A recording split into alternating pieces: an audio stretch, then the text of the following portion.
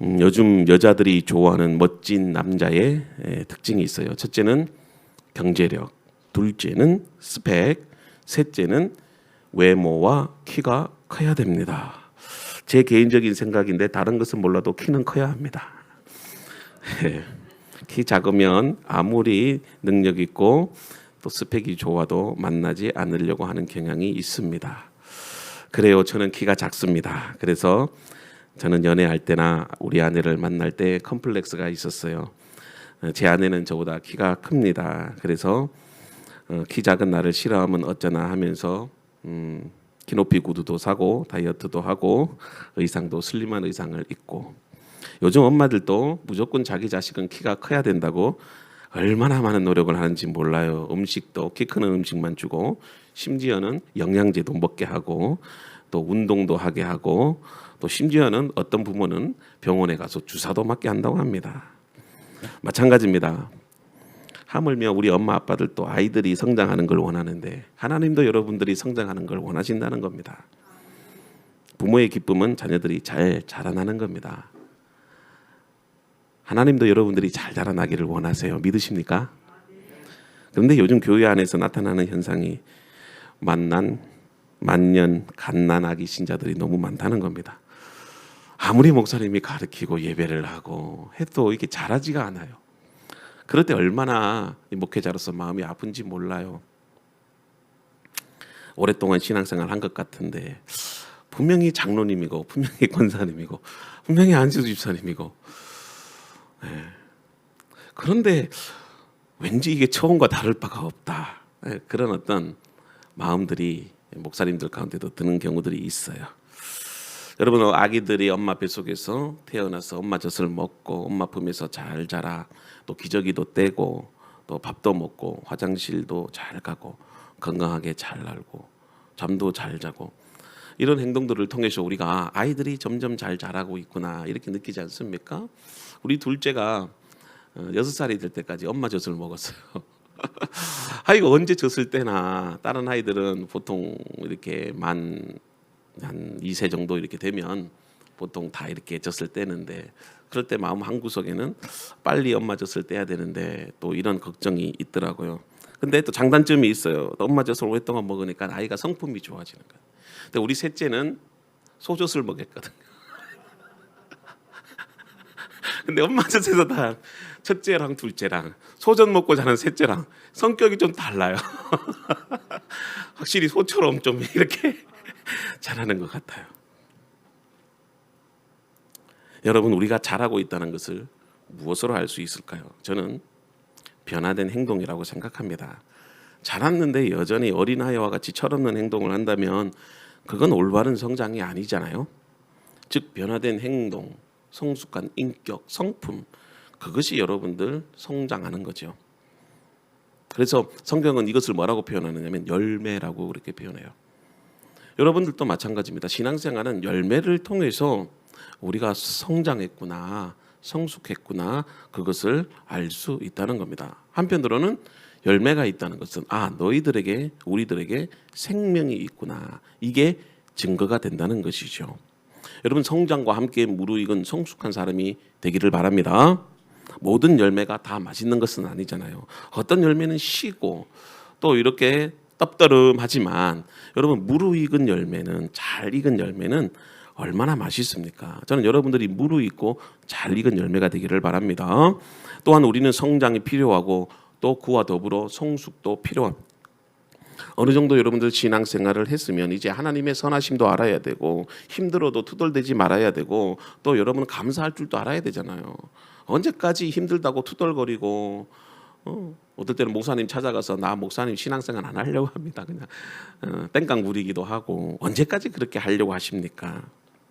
여러분, 성장하고 성숙했으면 이제 최소한 10년 이상 신앙생활 했으면 좀 힘들어도 참아낼 줄도 알고, 그리고 기도도 할 줄도 알고, 이제 말씀을 보면 이제 성경이 전체적으로 좀 보이기도 해야지. 여전히 아는 말씀은 요한복음 3장 16절 외에는 아는 게 없어요. 여러분, 서로 사랑하고 배려하고 나를 위한 삶이 아니라 정말 공동체를 위한 삶, 이제는 우리가 하나님 나라를 위해서 살아야 되는 거 아니겠어요? 믿음이 없을 때는 내 가정, 내 자녀, 하나님 나에게 축복해 주시옵소서 이것만 바라보며 살았는데 이제 10년, 20년, 30년이 되면 좀 이제 우리가 넓게 보자고요. 우리 가정을 넘어서야죠. 우물안 개구리가 되면 안 된다는 것입니다. 오늘 이 본문의 예배소 교인들이 바로 이런 영적 성숙을 이루지 못한 것처럼 보입니다. 자, 사도 바울도 이렇게 탄식하는데요. 본문 14절에 보면 자, 14절 우리 나와 있는 읽어봅시다. 시작. 우리가 이제부터 어린아이가 되지 아니하며 사람의 속임수와 간단 빠져 온갖 교훈의 풍조에 밀려 요동하지 않게 함이라. 지금 사도 바울의 마음에 좀 이렇게 서운하고 좀 이렇게 아픈 것이 있었어요. 그게 뭘까요? 에베소에 있는 교회들이 여전히 어린아이와 같이 성장하지 못했다는 것입니다. 성숙하지 못했다는 것이죠. 그러니까 사도 바울이 에베소 교회를 바라보면서 너희는 언제까지 어린아이가 되려고 하니? 여전히 어린아이구나. 또 이렇게 말하고 있는 것이죠. 여러분, 에베소 교회는 바울이 해산의 고통으로 세운 믿음의 교회입니다. 그리고 사랑으로 키운 교회였죠. 마찬가지로 바울이 원하는 것은 에베소 교회가 하나님의 뜻 안에서 잘 자라 좋은 열매를 맺기를 원한다는 것이었습니다. 그런데 사도 바울이 에베소 교회를 바라보면서 여전히 어린아이구나 이렇게 탄식하고 있어요. 여러분, 에베소 교회는 작은 교회가 아닙니다. 에베소 지역은 이 에베소 이 사도 요한 당시에 아시아 최대의 도시이자 동양과 서양을 연결해주는 교통의 요충지였어요. 뿐만 아니라 시리아, 인도, 이집트, 아라비아 각국에서 온 상인들과 그들이 가지고 온 온갖 또 이렇게 상품을 판매하는 또 세계적인 무역 도시였습니다. 그래서 에베소 교회는 큰 교회였어요. 정말 많은 성도들이 예배하는 그런 교회였습니다. 그래서 에베소 교회는 바울이 3차 전도 여행 때 설립을 했는데 3년간 그곳에서 복음을 전해요. 그리고 2년간 두란노 소원에서도 가르칩니다. 아마도 바울은 이 선교 여행 중에 가장 많은 시간과 노력을 기울였던 교회가 에베소 교회였습니다. 그런 관심과 애정 그리고 열정적으로 사역했던 교회가 아름다운 성장의 열매가 맺히기를 간절하게 그렇게 원했을 겁니다. 그런데 교회가 여러 가지 시련과 환난과 분열과 거짓 그런 예언자들로 인해서 교회가 성장하는 것이 아니라 어린아이 교회가 되어버렸다는 것입니다. 이것은 바울에게 견딜 수 없는 아픔이고 고통이었어요. 여러분, 우리가 시간이 지나면 자연적인 성장을 하게 되잖아요. 성장을 하게 되면 또 그 뒤를 이어서 성숙이라고 하는 그런 열매가 나타나야 되는데 고린도 교회가 외적으로는 성장했는데 중요한 것은 성숙의 열매가 없는 거예요. 여러분, 자연적인 성장은 우리가 노력하지 않아도 시간이 지나면 자동적으로 이렇게 성장하게 됩니다. 1살 된 꼬마가 키가 작다고 분유만 먹는다고 해서 걱정하지 않아도 돼요. 시간이 지나면 키가 자라고 밥을 먹게 됩니다. 그러나 우리에게 필요한 것은 자연적 성장과 더불어서 성숙한 사람이 되어야 된다는 것이죠. 여러분, 나이가 들었는데 여전히 어린아이와 같다면 그 사람은 성숙한 사람이 아니라는 것입니다. 나이가 들면 뭐도 같이 들어야 됩니까? 철도 같이 들어야 되잖아요. 거기에 맞는 인격과 성품도 같이 성숙해야 된다는 것입니다. 여러분이 영적으로 자라났다고 생각이 들면 자연스럽게 우리에게는 뭐가 나타나야 되죠? 사랑이 있어야 되고 기쁨이 있어야 되고 감사가 있어야 되고 오래 참음 등 정말 그리스도인들의 그런 어떤 인격의 변화가 나타나야 된다는 것입니다. 저는 오늘 한국 교회와 성도들이 가지고 있는 문제가 바로 여기에 있다고 봅니다. 외적인 성장은 이루었는데 더 중요한 것은 그 성장에 맞는 영적 성숙이 필요하다는 것이죠. 우리는 성장과 성숙 이 두 가지가 함께 나타나야 됩니다. 그러면 성장과 성숙을 위해서 사도 바울이 우리에게 가르쳐주는 교훈, 그것을 오늘 말씀을 통해서 함께 은혜를 나누고자 해요. 자, 그러면 성장하고 성숙해지기 위해서 교회가 해야 할 일이 무엇일까요? 자, 13절 우리 같이 한번 읽어봅시다. 시작. 우리가 다 하나님의 아들을 믿는 것과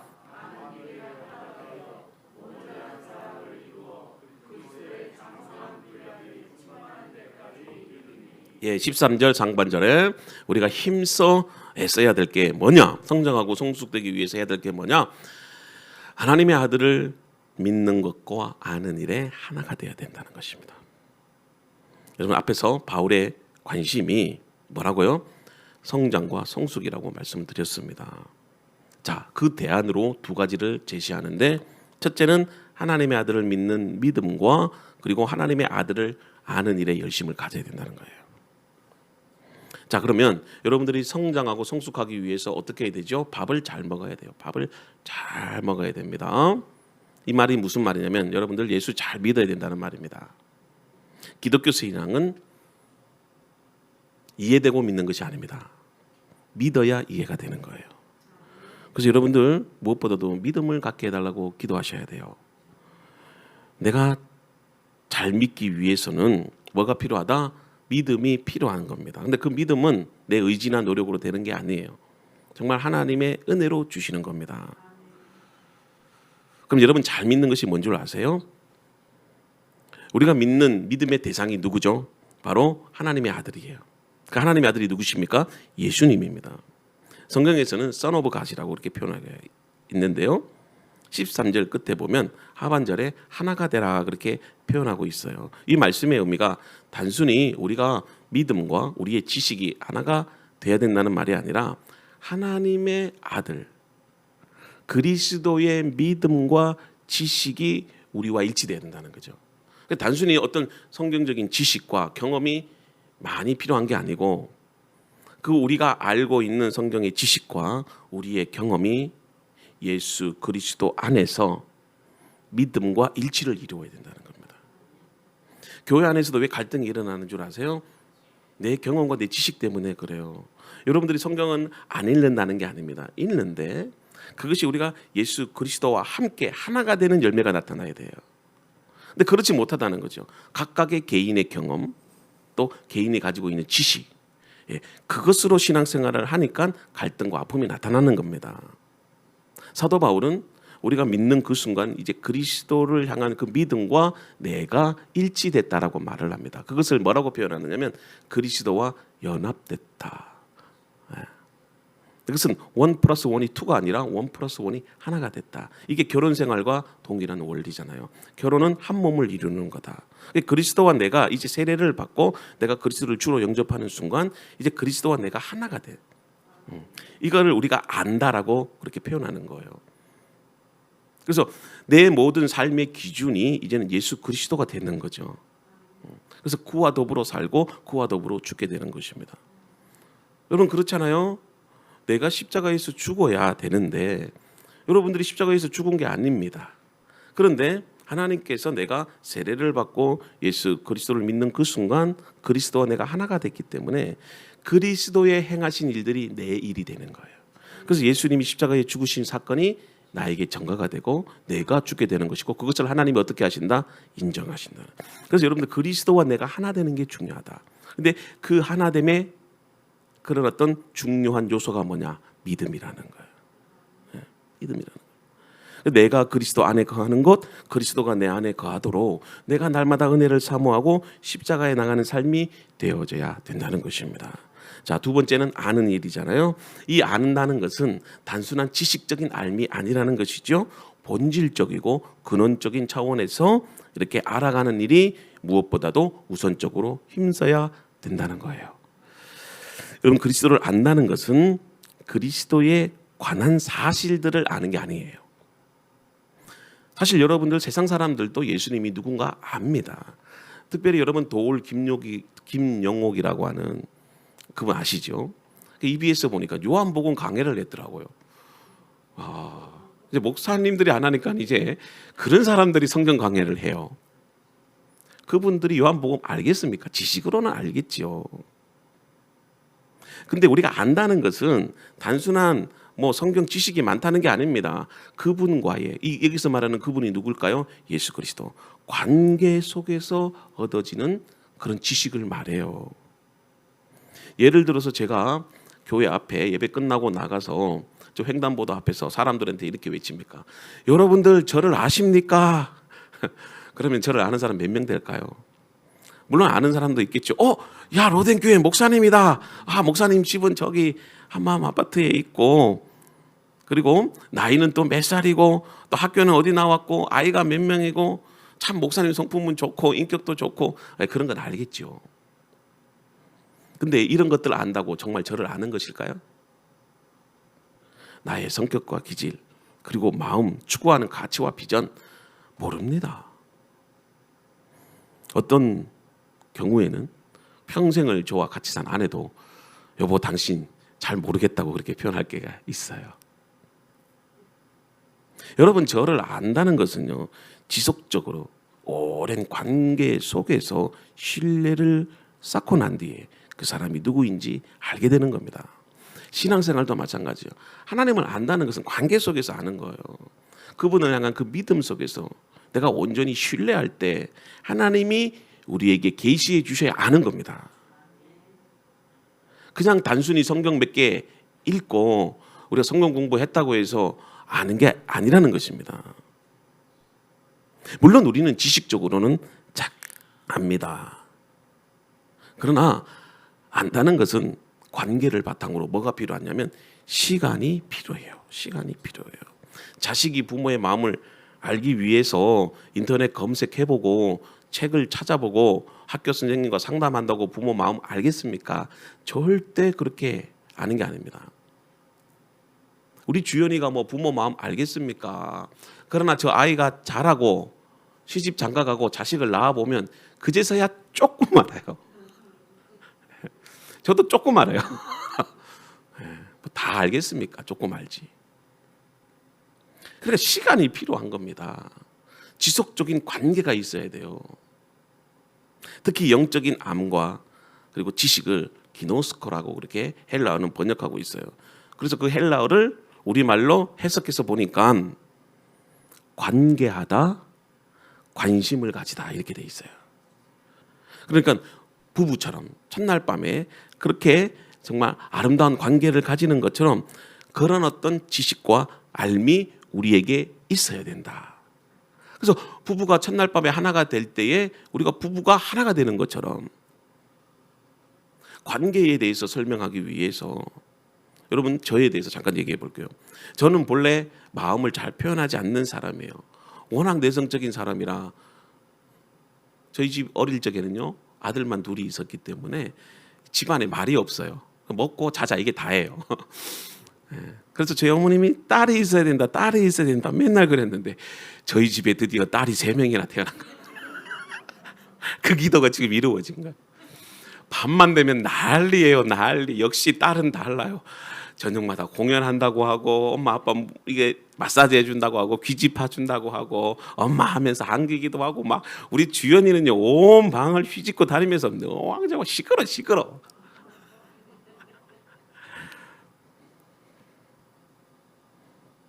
여러분 제가 이렇게 표현한다고 해서 여러분들 정말 아십니까? 저에 대해서. 제가 아내에게 특별히 내가 어릴 적에 얼마나 내성적이었는지 이렇게 얘기를 하면 제 아내가 잘 안 믿어요. 우리 주은이도 그런 성격을 좀 가지고 있어요. 여러분 주은이 보셨잖아요. 교회에서 말을 별로 하지 않아요. 자기 표현도 잘 안 해요. 저를 닮아서 어릴 적 똑같아요. 제가 미국에 있을 때도 우리 교회 장로님이셨는데 주은이한테 한번 말을 걸려보려고 1년이라는 시간이 걸렸어요. 1년 만에 품에 안기는데요. 와 얼마나 지극정성을 쏟았는지 용돈도 주고 온갖 아양을 다 떨어보고 1년 뒤에 드디어 장로님 품에 안기더라고요. 말도 하고. 여러분 이런 관계를 바탕으로 아 주은이가 저렇구나, 목사님이 저렇구나. 마찬가지입니다. 우리도 하나님의 마음과 생각과 뜻을 아는 게 바로 기노스코, 관계를 통하여 관심을 통해서 아는 거예요. 사도 바울이 그런 사람이잖아요. 하나님에 대한 율법적인 지식이 있었는데 그 지식은 다 배설물처럼 여겼다는 겁니다. 아무것도 아니라는 거예요.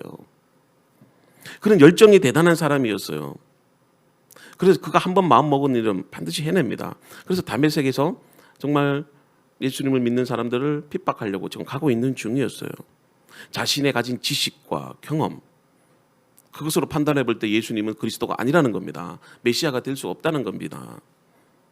근데 거기서 완전히 변화되는 거잖아요. 관계적인 만남이 이루어지는 거죠. 그리고 그가 바로 사역의 길로 가는 것이 아니라 3년 동안 아라바 광야에서 정말 내가 만난 예수님이 하나님의 아들이신가 메시아인가 계속해서 관계를 형성해 나가잖아요. 그 관계라는 게 뭘까요? 내가 하나님을 체험했다는 걸 말해요. 복음을 위한 열정을 가지고 그가 하나님을 체험하고 난 다음에 선교 여행을 떠나고 그리스도께서 자신을 위해서 생명까지도 바치셨다는 것을 알게 되고 그도 그리스도를 위해서 자신의 생명을 바치는 위대한 사도로서의 사명을 감당해 나갈 수 있었다는 것입니다. 즉 우리의 암과 그리고 우리의 지식이 복음에 대한 열정과 그 사랑이 그분과의 지속적인 관계 속에서 그것이 여러분들의 삶에서 열매를 맺을 때 우리가 하나님을 안다 그렇게 말할 수 있는 겁니다. 그래서 15절에 뭐라고 표현하고 있어요? 사랑 안에서 참된 것을 하여 범사에 그에게까지 자랄지라 그는 머리니 곧 그리스도니라. 그러니까 우리의 지식이 관계 속에서 체험이 되고 우리의 삶으로 표현되고 나타날 때까지 그때 온전히 우리가 하나님을 안다라고 말할 수 있다는 것이죠. 성숙의 의미가 바로 여기에 있어요. 나의 삶과 인격 그리고 내 자아가 그리스도의 삶과 인격으로 변화되는 것 이것이 성숙이다. 그러면 이 성숙이 바로 우리가 추구하는 신앙의 목표와 목적이 되어야 된다는 것입니다. 이러한 변화 속에서 사랑하고 인내하고 그리고 심지어는 우리의 어떤 변화와 또 성격의 변화 그러니까 이것을 토탈이라고 해요. 근원적인 그런 변화의 모습이 나타나야 된다는 것입니다. 그러면 지식으로만 그치면 그것이 바로 뭘지요? 교만이라는 것이에요. 그러니까 잘못된 지식은 교만을 낳게 된다는 것입니다. 자, 고린도전서 8장 1절과 3절인데요. 우상의 제물에 대해서는 우리가 다 지식이 있는 줄을 아나 지식은 교만하게 하며 사랑은 덕을 세우나니 만일 누구든지 무엇을 아는 줄로 생각하면 아직도 마땅히 알 것을 알지 못하는 것이요 또 누구든지 하나님을 사랑하면 그 사람은 하나님도 알아주시느니라. 아멘. 자, 고린도전서 8장 1절과 3절의 말씀처럼 우리가 가진 지식이 사랑으로 덕을 세우지 못하면 그것은 교만이다. 참된 지식이 아니다라는 것입니다. 내가 배운 성경 말씀, 내가 공부한 하나님의 지식, 이 모든 것들이 여러분들의 삶 속에서 사랑의 열매가 나타날 때, 그럴 때 여러분들이 참된 지식을 갖는 거예요. 그러니까 신앙생활은 주님과의 관계 속에서 사랑의 열매로 나타나는 것. 이것을 사도 바울이 에베소 교회 성도들에게 원했던 것이고 그것을 위해서 믿음의 경주를 달려갔던 것입니다. 자, 그리고 마지막으로 영적인 성장과 성숙을 이루기 위한 목적과 이유에 대해서 말씀하고 있는데 14절 읽어봅시다. 시작. 이는 우리가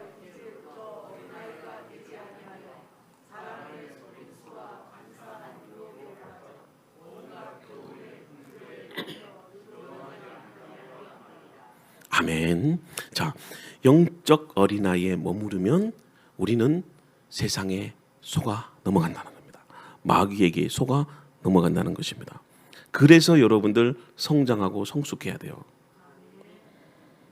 어린아이들의 특징이 뭐죠? 너무나도 순진하잖아요. 그래서 사탕 하나 줄게, 과자 하나 줄게, 맛있는 짜장면 사줄게 그러면 홀라당 넘어와요.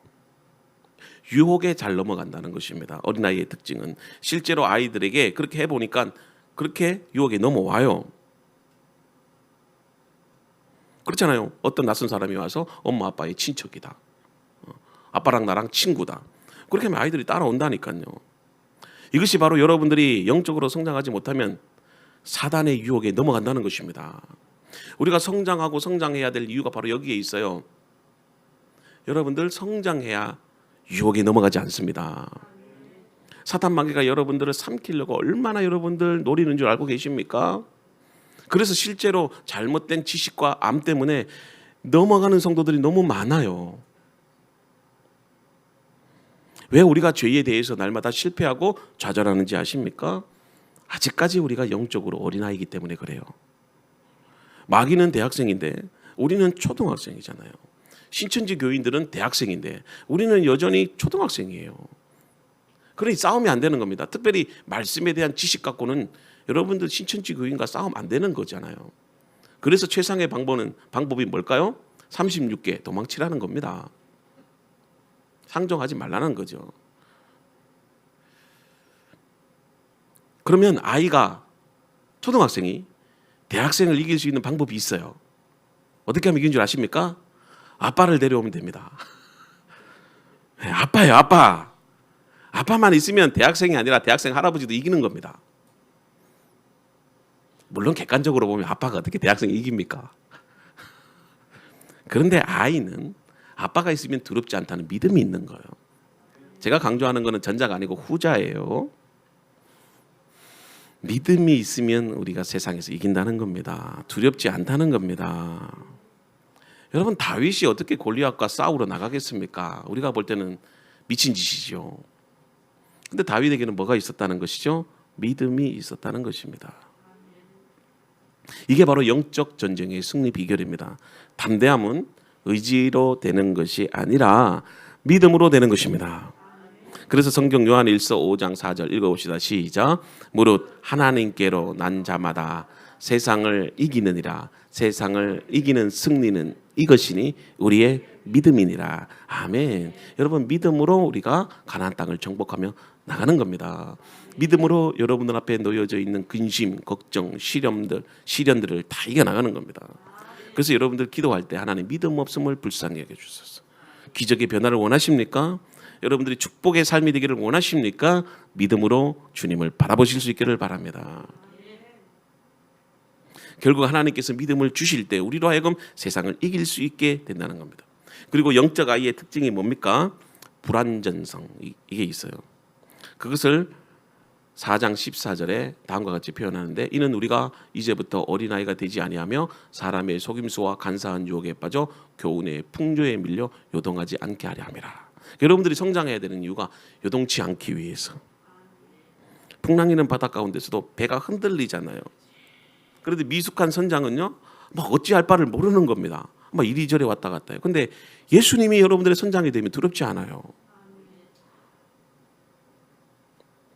어린아이의 특징이 뭐냐면 물결처럼 요동치는 거예요. 이리저리 왔다 갔다. 줏대가 없다고 그렇게 표현하잖아요. 이것을 매우 사실적으로 지금 사도 바울이 표현하고 있는데요. 자, 쉽게 얘기하면 이거라는 겁니다. 변덕스럽다는 거예요. 변덕스럽다. 그리스도인들 가운데도 변덕스러운 사람이 너무 많아요. 늘 만족하지 못하면서 나오는 거예요. 변덕이라는 것은. 그래서 아이가 원하는 거 채워줘도 아빠 뭐 콩순이 인형 사줘 그러면 하루면 끝이에요. 그리고 뭐 이렇게 장난감 사줘 그러면요 하룻밤 자고 나면 뭐 그 다음에는 안 갖고 노는 거죠. 그러니까 아이의 심령이 변덕스럽잖아요. 늘 변해요. 이것이 바로 성장하지 못한 교인의 특징이에요. 그러면 성장의 그런 어떤 결과가 뭐냐? 변덕이 아니라 감사예요. 감사하는 성장 보면 이야 진짜 멋지다. 잘 자랐구나. 때로는요 믿음의 시련이 와도 질병으로 고통을 당해도, 그러니까 제가 목회자인데도 보면요, 와 저렇게 힘들게 살아가는데 사업도 망하고 거기에다가 질병까지 걸리고 자식들은 대학에 떨어지고, 그런데도 어떤 성도들을 보면 감사하면서 정말 하나님만 바라보고 살아요. 그럴 때는 목회자로서 인간적으로 근심이 되지요. 염려가 돼요. 그런데도 잘 성장한 성도는요 늘 감사요. 입술로는 하나님을 찬양하고. 저는 우리 로뎀교회 성도님들이 그런 성도님들이 되기를 바라요. 지금 힘들고 어렵다는 거 누구나 다 알고 있어요. 그러나 우리는 성장해야 됩니다. 늘 불평하고 짜증내고 변덕스러워하는 성도가 있잖아요. 그런 교회는 뭐가 나타납니까? 분열이 일어나고 다툼이 일어나고 갈등이 일어나요. 그래서 바울은 15절에 읽어봅시다. 시작. 오직 사랑 안에서 참된 것을 하여 범사에 그에게까지 자랄지라. 그는 머리니 곧 그리스도라. 저는 이 말씀을 여러분들이 사랑 안에서, 사랑이 있으면 극복해 나갈 수 있다는 겁니다. 두려움도 이겨나가고 근심도 이겨나가고 여러분들이 함께 중보하면서 정말 손잡아 줄 때요 모든 시련도 믿음으로 이겨나갈 수 있게 되는 거예요. 그래서 여러분들요 사랑받은 자녀들을 보면 달라요. 뭔가 이렇게 인격이 다르고 또 아이들의 생각도 다르고 비전도 다르고 가치관도 다르고 성품도 마찬가지예요. 우리 주은이가 6살 때까지 엄마 젖을 먹었다고 했잖아요. 엄마 품에서 그 사랑을 받으니까 아이 성품이 좋아요. 근데 소젖을 먹고 자란 주현이는 좀 거칠어요. 그래도 지금은 많이 좋아졌죠. 사랑으로 아이들을 위해서 기도해주고 사랑으로 아이들을 키워가니까 아이들의 성품이 변화되는 거예요. 교회도 마찬가지입니다. 사랑으로 하나가 돼야 됩니다. 교회가 왜 시련이 없겠어요? 어려운 일도 있을 것이고 또 여러분들의 인생도 마찬가지고 가정도 마찬가지죠. 경제적으로 어렵지요. 자녀 문제로 마음 아파하지요. 그리고 거기에다가 또 질병 때문에 힘들어하지요. 그러나 사랑이 있으면 극복해 갈 수 있어요. 여러분들 무엇보다도 우리가 지향하고자 하는 목표가 우리가 성장하고 성숙하는 이유가 그리스도를 닮기 위해서예요. 성숙은 그리스도를 본받는 것을 말합니다. 그래서 15절에 말하고 있잖아요. 사랑으로 진리로 말하라. 그리고 그에게까지 자라라. 우리가 그냥 단순히 키가 크고 성품이 좋아진다. 이런 세상 사람들도 성품 좋은 사람 많아요. 그러나 그것을 우리가 영적으로 성숙했다고 말을 안 하잖아요. 우리가 성장하고 성숙은 그리스도에게까지 자라야 되는 거예요. 그리스도의 인격과 성품을 우리가 배워야 된다. 이게 그리스도의 제자의 삶이라는 것입니다. 그리스도가 이 땅에서 하신 일이 무엇일까요? 하나님 나라를 위해서 여러분들을 사랑하셨다는 거예요. 제자들의 발을 씻겨주신 것처럼 섬김의 모습으로 이곳에 오셨다는 것입니다. 그렇다면 우리도 사랑과 섬김이에요. 이 두 가지가 우리 그리스도인들이 배워야 되고 그리고 실천해야 된다는 것입니다. 그리고 한 가지 더, 그리스도의 증인이 되어야 돼요. 하나님 나라를 증거해야 된다는 것입니다. 여러분, 성장하고 성숙한 사람은 반드시 하나님 나라를 전해야 돼요. 무엇보다 그리스도인들은, 그리고 교회는 사랑이 있어야 됩니다. 사랑이 없으면 그리스도인이 아니라는 것이죠. 교회가 아닙니다. 사랑이 있는 사람은 예수님을 전하고 싶은 마음이 생기는 거죠. 그래서 모든 것에 있어서 우리가 사랑이 동기와 목적이 되어야 된다. 어떤 일을 하든지 간에 가정생활, 직장생활, 신앙생활, 또 관계에 있어서도 가장 우선순위가 사랑이에요. 사랑.